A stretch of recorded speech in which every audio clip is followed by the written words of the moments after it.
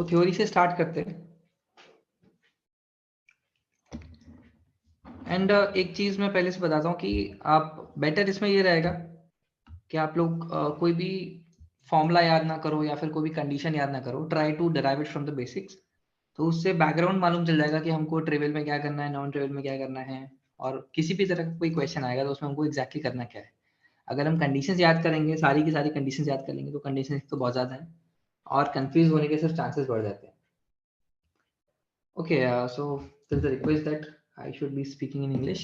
All right, it's fine. So let's start with first 2-degree equations.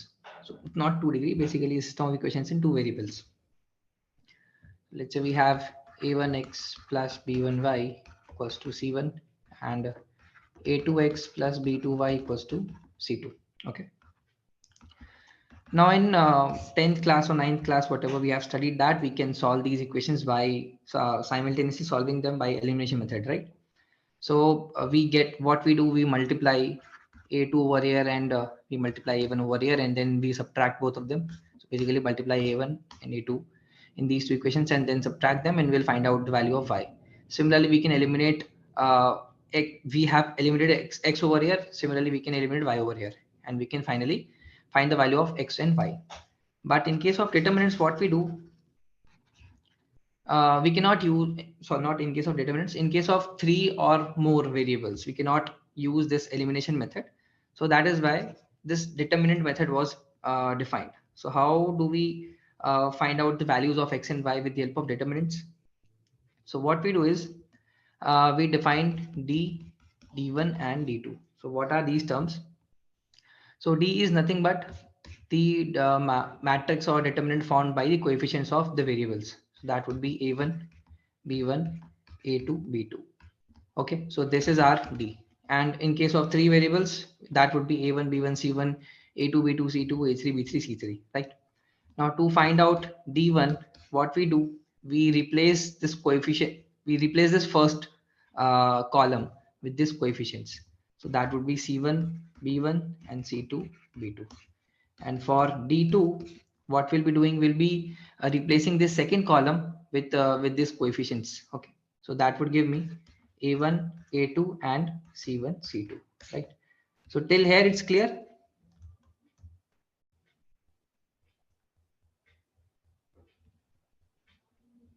Everyone's clear till here? Yes, you can sir. confirmations on chat, otherwise I won't be able to match up with the pace, right? Because in YouTube I'm used to YouTube videos, so I do it at my own pace, but over here I should be confirming with all the everyone over here. So we have defined d, d1 and d2, and how do we find out the solutions then? So x value is d1 by d and y value is d2 by d. Now in case of 3 variables, we'll be having z equals to d3 by d, and we'll be doing the similar kind of stuff over there. We'll extrapolate it, but as of now this portion is pretty much clear, and this is how we find out the solutions of 2 equations and 2 variables in terms of determinants. Now we used to have 3 cases earlier. The first case is the lines are actually crossing, so these are nothing but straight lines, so these lines are actually crossing. The other case would be the lines are actually parallel. The third case would be the lines are overlapping each other. So in this case we have one unique solution, in this case we have no solution, and in this case we have infinite solutions. So here we have one solution, here we have no solution, here we have infinite solutions.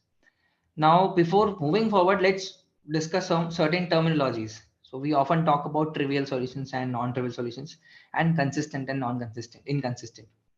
So consistent means,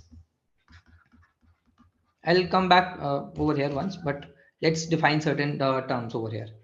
So consistent means we have solutions existing. Okay, it can be infinite solutions, it can be unique solutions, but solutions are existing. So when solutions are existing, it means consistent. There is no relation to any other condition.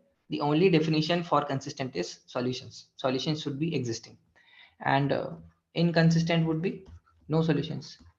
So when there are no solutions, we mean that the system of equation is inconsistent, and if it's consistent, we have solutions, either infinite or unique, whatever, or trivial. Okay, even trivial solutions are also consistent. Now let's talk about trivial solutions. So this is just a term given to when all the solutions are actually 0, 0, 0. So let's say if we have two variables, then x equals to 0 and y equals to 0. If the actual solution comes out to be this one, we say that this is the trivial solution. If something comes up in place of 0, let's say x equals to 0 but y equals to 1, let's say this comes up, then we say non-trivial. Okay, that's the only definition. Don't confuse these terms with the properties and the conditions which you are going to study for solving the equations d1, d2, d3. These are only certain terms which you need to remember. Consistent means solutions, any type of solutions. Inconsistent means no solutions. Trivial means all solutions are 0. Non-trivial means at least one should be non-zero. Okay, now these terms are clear. Let's move back to our theory.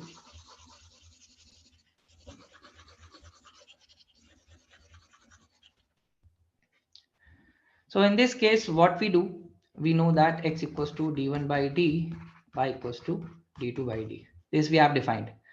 Now d is in the denominator, that plays a very important role. So if d is becoming 0, right? If d is becoming 0 in the denominator, and d1 and d2 are non-zero, they're not 0. So basically this x and y won't be defined because we cannot have anything in the denominator. And d1 and d2 are something which are non-zero terms, and this d is actually 0. So over here we say that no solution is existing, right? Why? Because we cannot define x and y over here because d is 0 over here. So right, so whenever you are writing no solutions, don't try to remember anything, just write down d1 by d, d2 by d, and see no solutions will be occurring when d is 0 and d1 and d2 are non-zero, right? So for no solutions, d equals to 0 and d1 and d2 are non-zero. Not and or, okay, any one of them. Okay, even if one is 0 but the other one is not 0, then also it won't be defined because y won't be defined, so we cannot do anything with the x. So d1 or d2, not and. Okay, this portion is clear.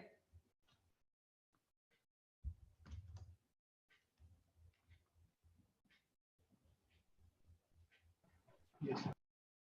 Okay, all right.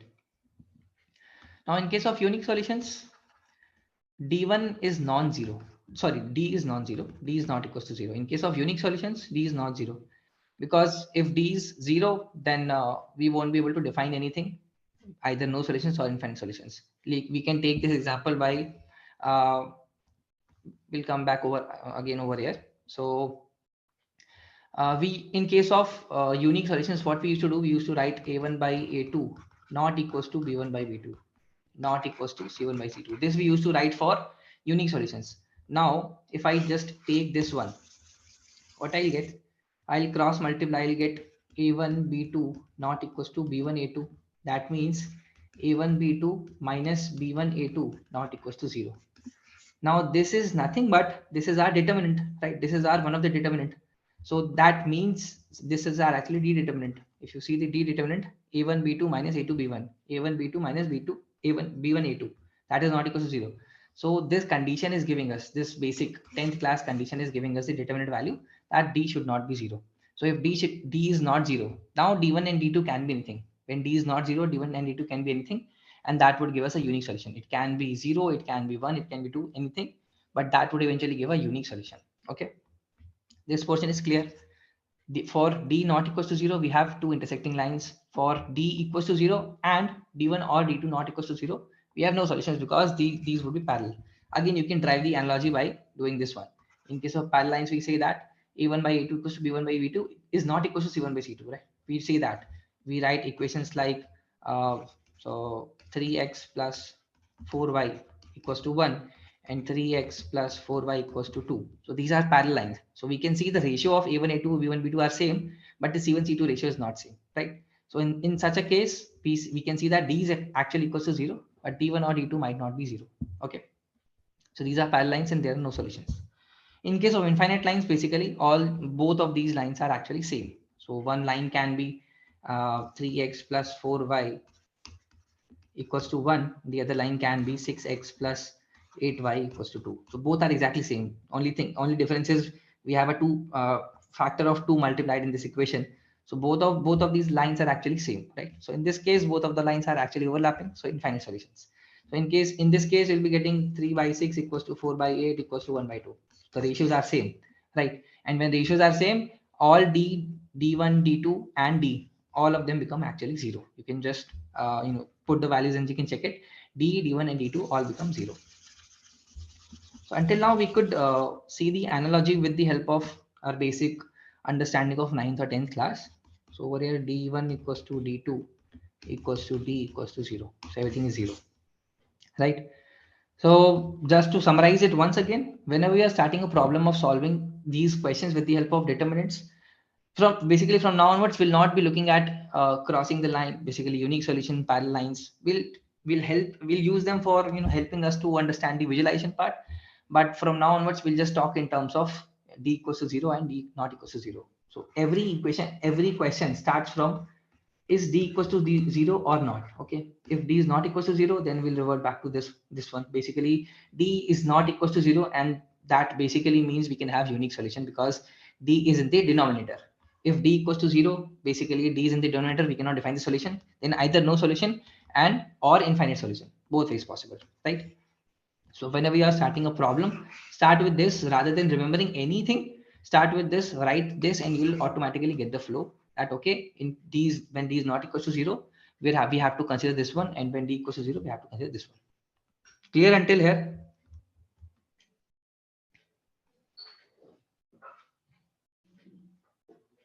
Any Yes. problem until now? Any problem until now? All right. Now let's move towards 3 cross 3. Basically, our equations of system of equations in 3 variables. Now the problem is we try to again relate analogies with respect to 2 variables. So in this case, there are certain similarities, but there are certain major differences between 3 variables and 2 variables. Okay, so let's try to decode them. Now we have defined our D, D1, D2, and D3. This is for 3 variables, and this is for D. This is for 2 variables, D, D1, and D2. For 2 variables, we are defining D1, D2, and for 3 variables, we are defining D1, D2, D3. Okay. So here x equals to D1 by D, y equals to D2 by D, and z equals to D3 by D.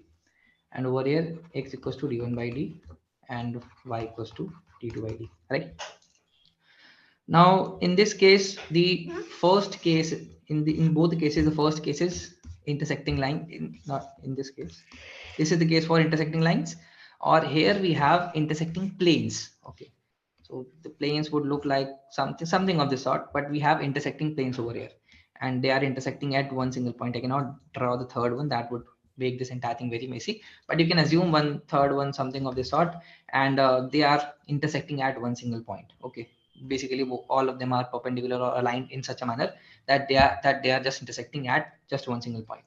So in this case, 2 lines were intersecting at one unique solution for one unique point, and over here 3 planes are intersecting for one unique solution. So for unique solution, definitely D should not be 0. Basically, denominator should not be 0. Okay, so in both the cases, D is not equals to 0, and that condition is true for both of them. Okay, so you can remember D not equals to 0. That would give us unique solution. Why? Because D is in the denominator. If it's not 0, we are going to get only one solution. Okay, now comes the second part. In case D is equals to 0 and D equals to 0. Okay, in both the cases, we have 2 separations over here. Here, one case was of parallel lines, and one case was of overlapping lines. Here, there are cases of parallel planes, even if D1, D2, D3, and D all are 0. So that creates the whole confusion. Because here, in case of parallel lines, what was happening? D equals to 0 and D1 or D2 not equals to 0. So we were getting parallel lines over here.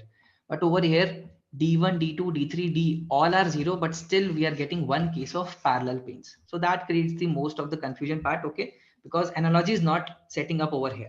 Okay. Now, this case, we'll talk about it just in just a minute. But before that, We'll fix this first case where d equals to 0 and d1 or d2 not equals to 0. So in this case, we'll start writing by x and y. That is d1 by d and d2 by d, right? D is in the denominator and d1 or d2, one of them is not 0. So basically solution won't exist. Okay, we won't be using the analogy of parallel lines again and again, right? Similarly over here, x equals to y, sorry, x equals to d1 by d, y equals to d2 by d, and z equals to d3 by d. So again, d is 0 over here and one of d1, d2 or d3 is not 0. So d1 or d2 or d3 are not 0.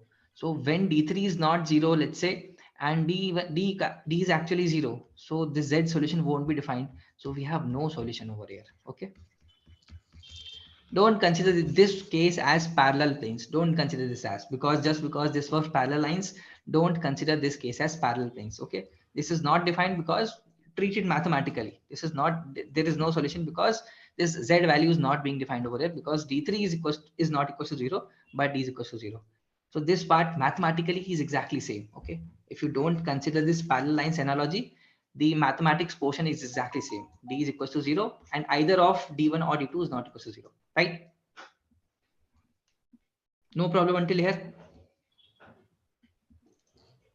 Yeah, it's fine. Okay, now comes the third portion.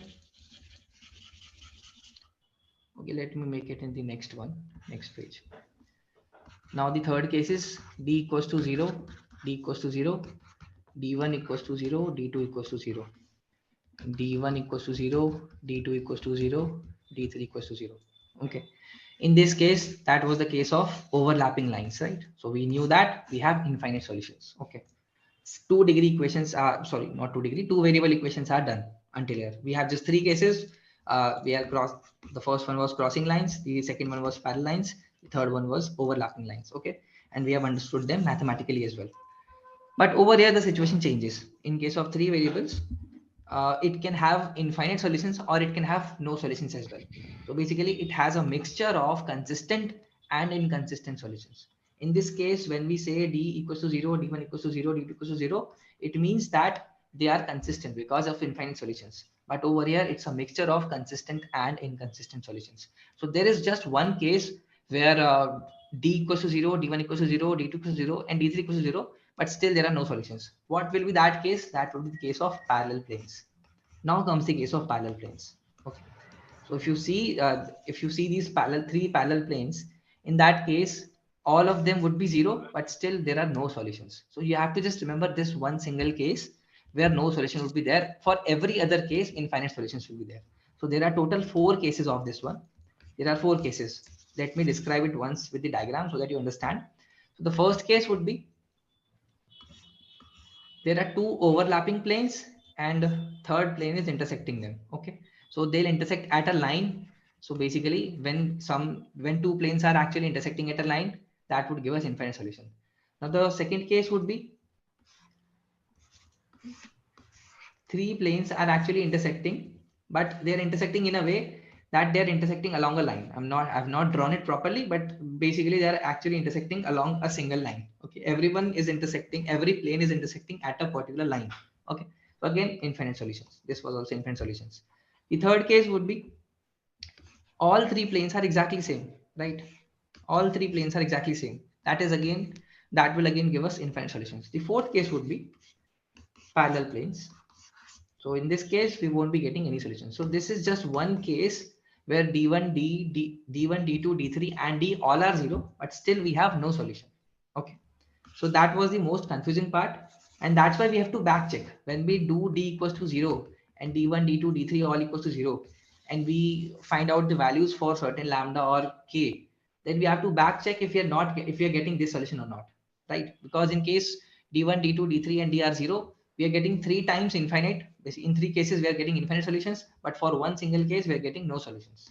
Okay, that's the only difference between two variables and 3 variables mathematically. Okay, intuitively there are lots of differences, but mathematically this one is the only difference, because in this case d1, d2 0, d0 infinite solutions, but over here 3 cases infinite solutions, one case no solution. Okay, so theory is clear. This was all about theory of system of equations. Akash, so like, how do you like back check in this case? Like, once you're By putting the finding value, out the. by putting the value. Okay, okay. I mean, whatever Basically, solution I, you're I getting.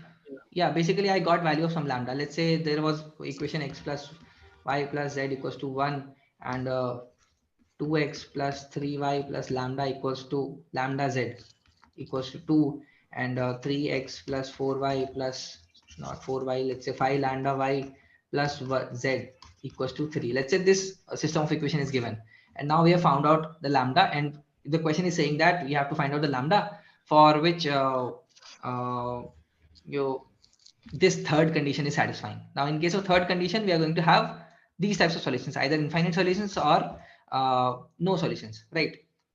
In this case, Yeah. we are getting one value of lambda. Now we'll back check, because in question they would have asked us for the infinite solutions.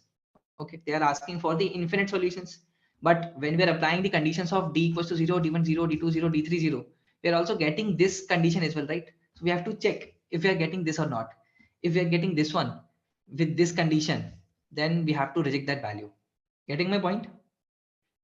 Right, right. So, like, we can get no solution also in the case like when D1, D2, D3 is one of them is not zero, right? Yeah, I that's mean, that's for D sure. equal to Yeah, zero. that's for Yeah, yeah, that's for yeah, sure. That if d is 0 and d1 or d2 or d3, any one of them is not 0, then definitely no solution. There is no case of infinite solution over there. But in case all are 0, then it's a little counterintuitive, because in case of two variables, we were getting, when these all were 0, we were getting infinite solutions. But over here, when all of them are 0, we are getting three times we are getting one infinite solutions, and one time we're getting no solution. So that's why if we are solving for the infinite solutions, we are using the yeah. same condition, but same condition can also yield this solution as well. So we have to back check. Right. Okay. Okay. So theory part I think is clear, and I think we should start with the problems now. Shall we start? And I'll give 2-3 minutes to solve, or basically get an idea how to solve this one, and we'll discuss. Okay.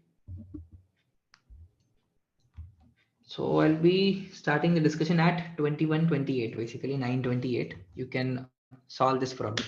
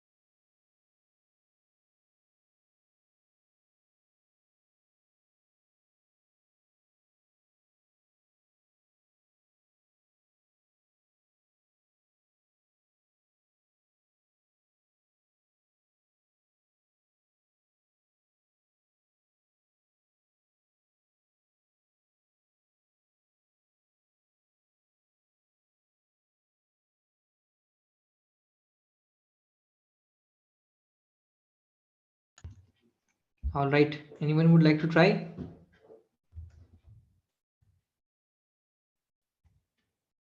I just want to understand the thought process and nothing else, because there is nothing much to solve in this question.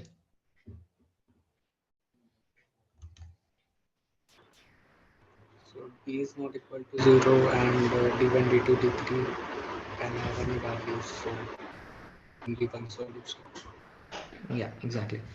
So whenever we have given a question, I'll always start with if D is 0 or D is not 0. Okay, these are the two conditions we have from which we start. Regardless if the equations are homogeneous or not, we always start with this one. Okay, and things will all everything will fall in place. So in this case, it's given that D is not equal to 0. So basically this case is already rejected. So we have to deal with D is not equal to 0. And since these are homogeneous equations, basically the constant terms are 0. So when we write D1, D2 and D3, and there is a column of constant terms, and if all the constant terms are actually 0, constant terms are 0, in that case all of them would be 0. If all of them are 0, so it's going to be have just one single solution, that would be x equals to d1 by d, and that is 0 only, because this is not 0. So x equals to y equals to z all are 0, so that's the unique solution. And in case we can also call that solution as trivial solution, or we can also say that the system of equations is consistent. Okay, so don't get confused with these words. By correlating them with the properties and the conditions, these names are actually the outcome once we have applied all these concepts. Okay, so in addition to this unique solution, the solution is also trivial, and the solution is also consistent. This system of equation is consistent. Okay, clear about this question? Simple one.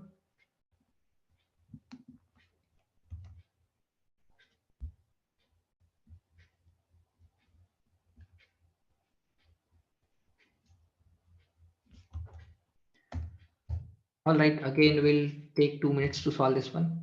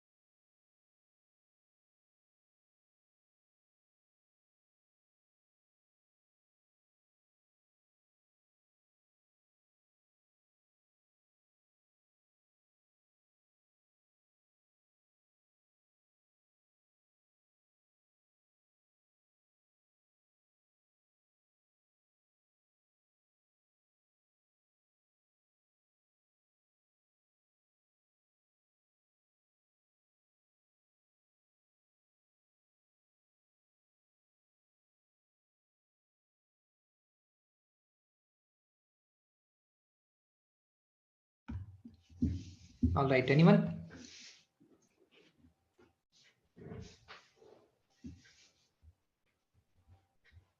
Just tell me the conditions which we are going to use over here.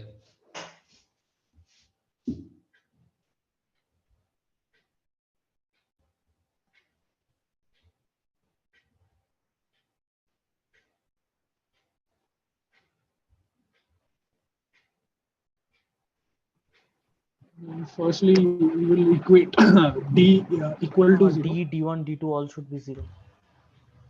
Yes. So basically we'll have three equations over here, three conditions over here. D equals to 0, D1 equals to 0, and D2 equals to 0. Because it has infinitely many solutions. So when we have just one unique solution, we have D not equals to 0, right? But in that case, we have just one single solution. We don't want that. So basically Main thing is we have to make d equals to 0. And now uh, we have to find out the infinite solutions. Again, we have two cases for d equals to 0. One, the first case was when either of them were not 0. In that case, we have no solution, right? If d1 was not 0, in that case, we would have got no solution. So if we want to get infinite solutions, basically the case of path overlapping lines, in that case, we have to make all of them 0, right? I'm just explaining once again so that the properties and the thought process gets into your head. Just in case if you are confused over there. So yeah, you just find out three determinants and you will get one value common. I think we actually get x equals to 1 over k equals to 1. Not really sure, but we get k equals to 3 comma 1 from here, 2 comma 1 from here, and k equals to 1 from here. So the common value is 1. So you'll be getting k equals to 1. So basically we have number of values would be 1 only. So B would be the correct answer.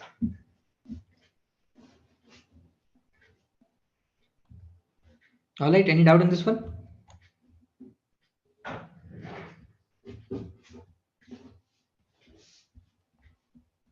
Yes, ratio would be same for all the and for the variables and the coefficients as well. Not basically for the constants and the coefficients, not variables and coefficients. For the constants and the coefficients. And again, here I'm suggesting that don't every time don't correlate with the parallel lines or intersecting lines or these things, because eventually in case of three variables you won't be able to visualize. So that's why try to make an analogy with respect to the mathematics.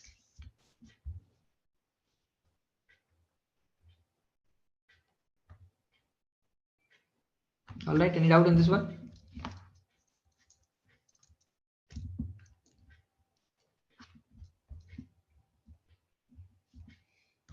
Okay, let's move forward. We'll take 3 minutes for this one and we'll start at 9:38.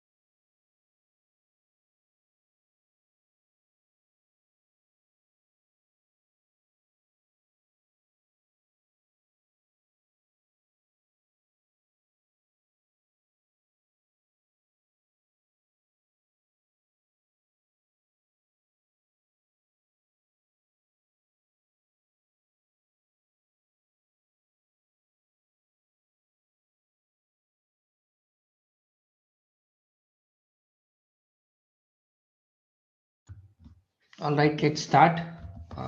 So let's first understand the condition over here. If the system of equations, these three equations and ABC not equals to 1 has a non-trivial solution and the value of this. Okay. So now we have been given this condition that these equations have a non-trivial solution. Okay. Again, we start with the basic one. D is not equals to 0. D is equals to 0. Okay. In this case, when we have homogeneous set of equations, we know that D1, D2, and D3 all are 0, right? All are 0. Now, if you want to have a non-trivial solution, so basically we don't want 0, 0, 0 solutions. So this case is ruled out because we will be getting D1 by D, D2 by D, and D3 by D over here, okay, as the solutions. And if D is not equals to 0, then we are going to get 0, comma 0, comma 0 as the solution. That is the only solution, and that's a trivial solution. So basically, we don't want D not equals to 0. We want D equals to 0. Okay. So our condition is clear that we want D equals to 0 from this question. So we have the coefficients a11, 1b1, and 11c. Now here comes the main thing. We have to make this as 0, but if you just open it directly, you won't find any correlation between this and this. Even if you try to solve this one, it will be just completely messed up. So the idea comes from this denominator here, denominator only, right? So we'll do the row transformations and or maybe column transformations over here. Let's say we do column transformation over here.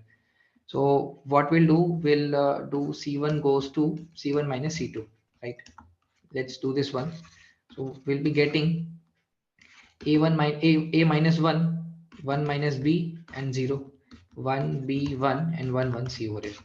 But still we haven't got a term of 1 minus C, right? We actually want both of them. We actually want all of them in the determinant. 1 minus A, 1 minus B, 1 minus C, but we haven't got anything of that sort. So let's try to create that one as well. Okay. So what we'll do C2 goes to C2 minus C3, right? So we have got A minus 1 over here, 1 minus B, 0 over here. We'll be getting 0 over here, and B minus 1 over here, and 1 over here, and 1, 1, C. Okay. Now, if you open it up, then you can see that you will get this kind of format. Make that equals to 0, you'll get this kind of format, and you'll get the answer, right? So the main thing was the first to understand how to utilize this non-trivial solution. The second thing was you have to create 1 minus A minus 1 and all these things based on this.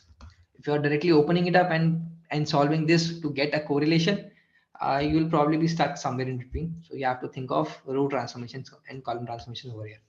A very unlikely type of question, but still, if you know this, then probably you'll have some advantage. Any doubt in this one?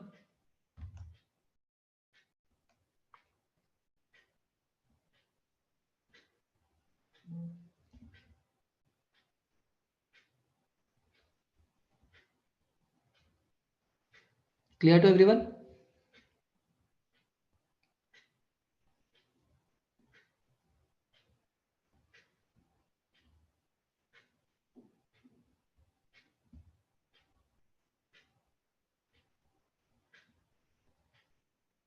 All right.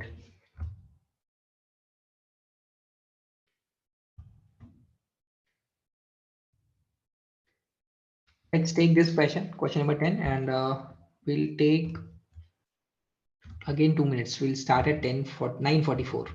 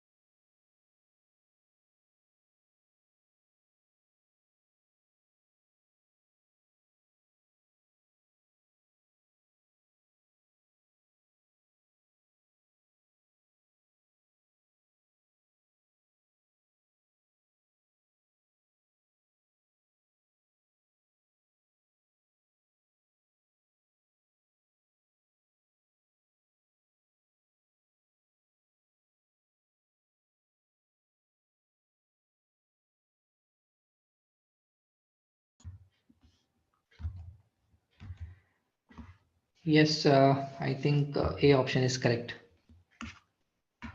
Let's see. So we want to have infinite solutions. So we can directly say that D should be 0. Now when we are doing D equals to 0, we should be aware that in such a case, we are assuming that D1, D2 and D3 all are 0. And when this is the case, we can also have a case of no solution, right? So whenever you are doing D equals to 0 and D1, D2, D3 all are 0, there can be a case of no solution. So you always have to back check whatever the value you're getting. You always have to back check if that is true or not. Okay. Now let's see this one. So we have x plus ay. So I'll directly write the determinant over here. That would be 1, a and 0. And over here we have 0, 1 and a. And for the third one we have a, 0 and 1. We have to make this equals to 0. Okay. I'll open it along the first row. That would be 1 times 1 minus 0 minus a times 0 minus a square, and that is equals to 0, right? This gives me a cube equals to minus 1, a equals to minus 1, right? Basically we have got a equals to minus 1. Now the equations we are getting over here are x minus y equals to 0. We are getting y minus z equals to 0, and we are getting z minus x equals to 0.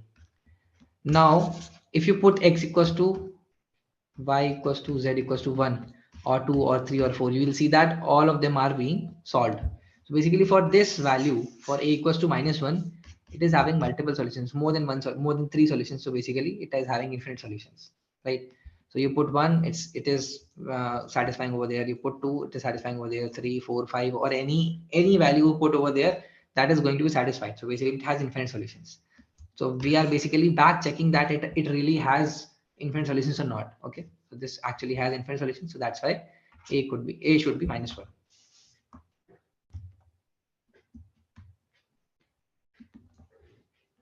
Shubham, how did you get D option?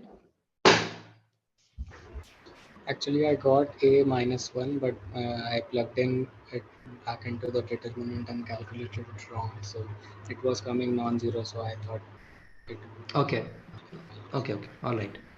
calculation mistake. Yeah. So let's look at this question. This is a mixed concept question. It's a good question. So Akash, we'll like start. one doubt in the previous Yeah. question. So, Yeah. in case I mean, it was not homogeneous. In that case, like you tend to like check all at least D1, D2, and everything right after D as well, like Yes, whether yes, they yes. are In that case, you'll have to check D1, D2, D3, all of them, and that should be 0 only. In that case, that would be having infinite solutions. right. But this framework will work, right? I mean, whatever you were showing this Yeah, on yeah, your yeah, slide. yeah. Yeah. Okay.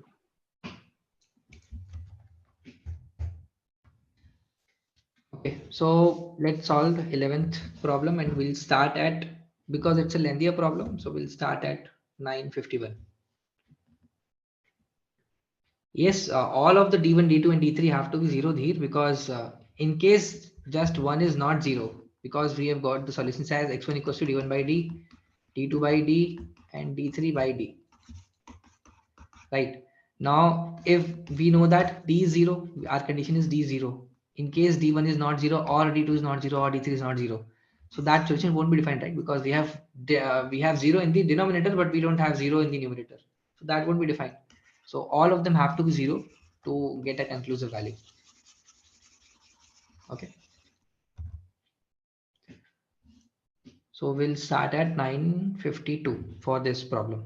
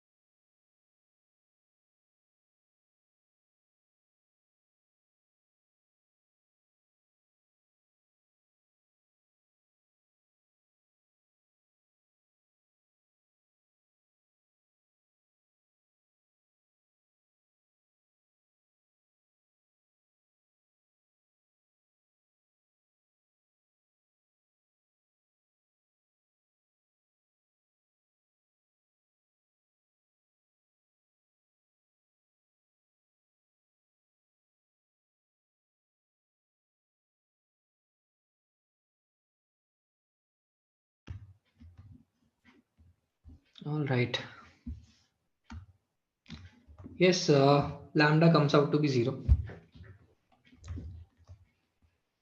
So let's see how to do it. Again, we have the condition of non-trivial solution. And this is a set of homogeneous equations. In case of homogeneous equations, we have d1 equals to d2 equals to d3 equals to 0. All are 0, right? And we want to find out non-trivial solutions. So if we have d not equals to 0, we are going to have a trivial solution, because in that case x, y, z all will be 0. So we want to have d equals to 0. So the basic condition is d equals to 0 over here. So when we are doing d equals to 0, we are writing lambda b minus a and c minus a. And over here we are writing a minus b, lambda and c minus b. And over here we are writing a minus c and b minus c and lambda. Okay. This determinant should be 0. Now if you try to solve this one directly in this particular manner, then probably you'll end up with nothing. Or you'll get frustrated while solving. Okay, so there is a better way to do it. So there are two observations. We can clearly see that this is b minus a, then this is a minus b. If this is c minus a, this is a minus c. This is c minus b, this is b minus a. So basic b minus c. So basically this is skew symmetric matrix or skew symmetric determinant, right? So in case of skew symmetric determinant of odd order, it is 0. Okay, we say that when we have a skew symmetric determinant, it is 0, but the condition in skew symmetric matrix is these diagonal elements should be 0. So that is our first hint that lambda can be 0. But again, we want to prove it mathematically, right? So just because this is b minus and this is a minus b, I'll write it as capital A and this is minus a. I can do that, right? I'll replace it afterwards, but as of now I'm writing this as capital A, this is minus a. So this is b and this is minus b, and this is c and this is minus c, capital, all in capital, right? Now let's try to find out the determinant of this one. So that would give me lambda times lambda square plus c square, right? And minus a, right over here, minus a and minus a lambda plus bc. Okay, and plus b, and we'll be getting ac plus bc, right? Now if I try to open this up, sorry, I've written something wrong. Plus b ac minus, okay, not bc, plus b lambda over here. Okay, if I try to open this up, I'll be getting lambda cube from here and lambda c square from here, and this minus minus becomes positive, that becomes a square lambda, and over it becomes minus abc. This becomes abc positive and this becomes plus b square lambda. So this constant term gets cancelled out and we are left with lambda times lambda square plus a square plus b square plus c square. You can see that if we take lambda as common, this would become c square, a square and b square, right? Lambda square plus a square plus b square plus c square, and that should be 0 according to our condition. Now this term cannot be 0. If this cannot be 0, so basically lambda should be 0. So either this way you can do it, or you can take the understanding of skew symmetric matrix, that this determinant has to be 0. In that case, this has to be skew symmetric, and these a and minus a are giving the hints, and for that lambda should be 0 because the diagonal elements of a skew symmetric matrix are 0, right? So it was a good problem comprising the properties of determinants, properties of matrices, certain manipulations, and also system equations. Again, very rare chance for these kind of problems to come, but to understand the concept properly, these kind of problems help a lot.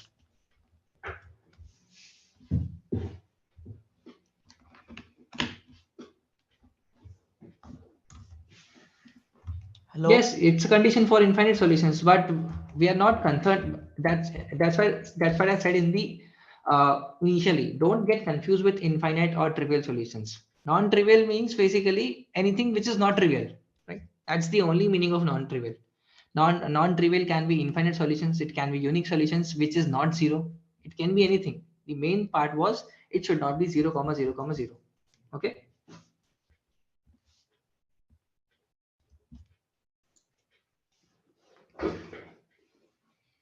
So this was the end of, I think, session, and I have covered all sorts of problems where we are talking about trivial, non-trivial, infinite, consistent, inconsistent. And okay, let me give this thing over here. We are talking about non-trivial solution over here, but basically the solutions are actually existing or might not exist. Okay, in this case, we don't know if the solutions are going to be infinite or that one single case of parallel planes. We don't really know. We just want non-trivial solutions, which basically anything which is not 0 0 0. We just want non-trivial solutions, right? So in this case, we cannot define consistent or inconsistent because we don't know if you're going to get a no solution or going to get a infinite solution case in that case. Okay, so that's why we cannot define consistent or inconsistent in this one. In this particular one, we saw that we are getting solutions. We are getting infinite solutions. That means it is consistent. And since we have told that we are getting infinite solutions over here, and we can see that I think we cannot put zero over here. Can we put zero over here? X equals to 0. I think, yeah, we can do that. In this case, we cannot define trivial and non-trivial. Yes. So in this case, we cannot make a distinction between trivial and non-trivial. We can only make things be clear that we want infinite solution. That means we want certain solutions. That means this value for A that gives us consistent solutions. Okay. If you were getting no solutions, in that case, we would have told that, okay, we are not getting consistent solutions. We are getting inconsistent solutions. So these are the terms. Once you apply the terminologies, these terms actually matter. So main thing is you have to apply the conditions. After that, you can decode if this trivial or non-trivial or consistent or inconsistent. For homogeneous, non-trivial,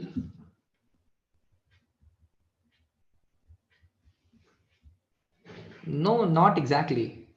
Non-trivial again. When we are saying non-trivial, we are actually saying that we don't want trivial. We don't want x equals to 0, y equals to 0, z equals to 0, right? For that, we don't want d not equals to 0. So basically, as a conclusion, we say that we want d equals to 0. And when we are saying d equals to 0, d1 equals to 0, d2 equals to 0, d3 equals to 0, we are saying that we are inviting those four cases: the parallel planes, that one single case, then that one case where solutions were not existing, right? So when we are saying non-trivial in this particular, in homogeneous, we are actually saying d1 equals to 0, d2 equals to 0, d3 equals to 0, and d equals to 0. And that means four cases, either infinite or no solution.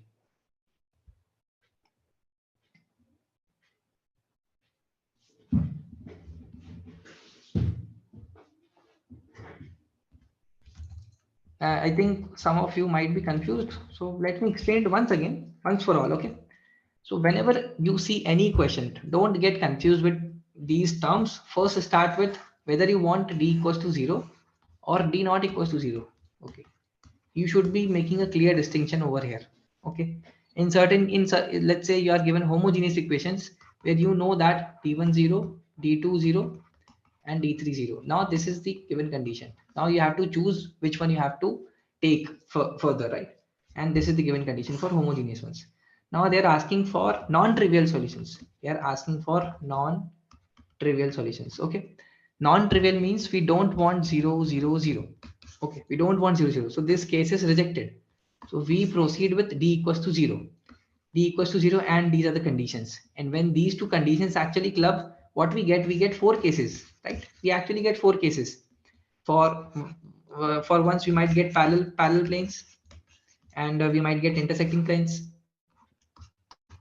Okay, this I'm talking in general. It might be the case this parallel plane might not be existing for this particular case, but always have a thought process that when we are talking about d equals to 0 and d1 d2 d3 equals to 0, regardless if it's a homogeneous or if it's not a homogeneous, regardless, you should be thinking of these four cases and not just three cases or two cases based on the defined condition. Okay, our basic condition is when this equals to 0 and these are also 0, you should be thinking of four cases, and further based on the given conditions you can reject either parallel planes or infinite solutions. Okay, so this is how you should be thinking.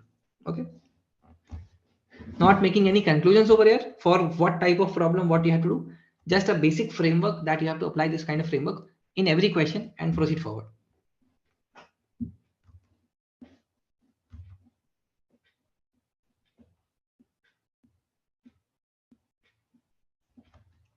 All clear?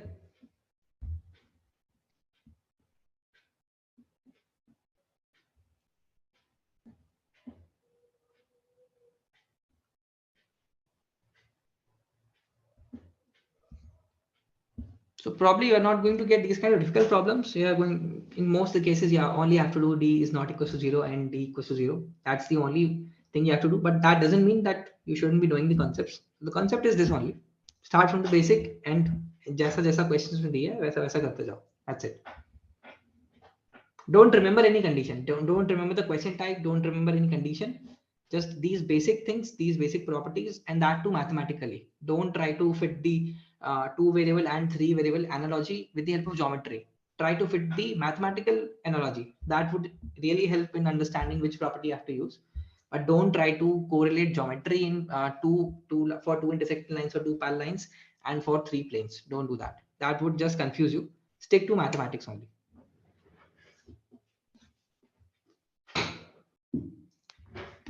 All right, I think I should be closing the session right now because it's 1 hour already.